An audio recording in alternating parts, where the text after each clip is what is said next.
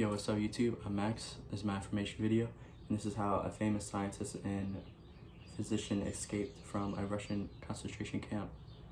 Dr. Luthar, here, a member of a Rocket Society and outstanding research electronic engineers, gives the following summaries of how he used his subconscious mind to free himself from certain death of the hands of brutal guards in the prison camp. And in his mind, he states as follows: I was a prisoner of war in a coal mine in Russia, and I saw here all around me in the prison compound, which was watched by over brutal guards and arrogant officers and sharp, fast-thinking commissioners. After a short medical checkup, a quota of coal was assigned to each person.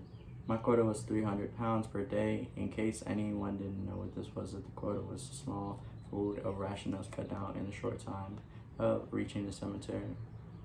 I started concentrating on my escape. I knew my subconscious mind would somehow find a way.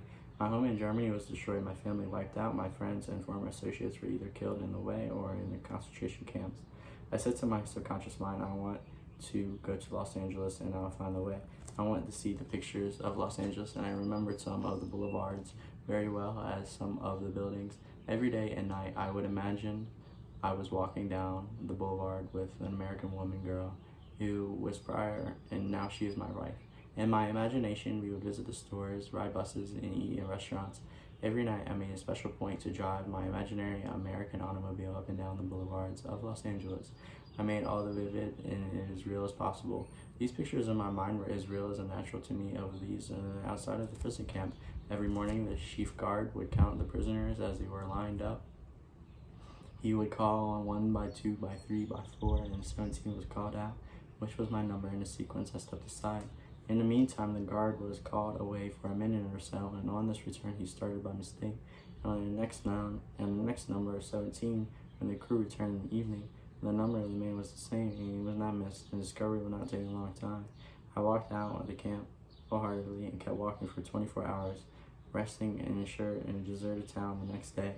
I was able to live by fishing and killing some wildlife. I found coal trains going to Poland and traveled on them by night until finally I reached Poland and traveled on them by night until finally I reached Poland. With the help of friends, I made my way to Switzerland. One of the evening of the places of the hotel, I had a talk with a man and his wife from the United States of America. This man asked me if I would care to be a guest at his home in Santa Monica, California. I accepted. When I arrived in Los Angeles, I found that the chauffeur drove along Wilshire Boulevard and many other boulevards which I imagined so vividly in the long hours in this Russian coal mines. I recognized in the building which I had seen in my mind so often, it actually seemed as if I had been in Los Angeles before. I had reached my goal. I will never cease to marvel at the wonders of the subconscious mind. Truly, it has ways we not know of. And that's how a famous scientist and a physician escaped a Russian concentration camp. I'm Max. Thanks for listening, and I'm out.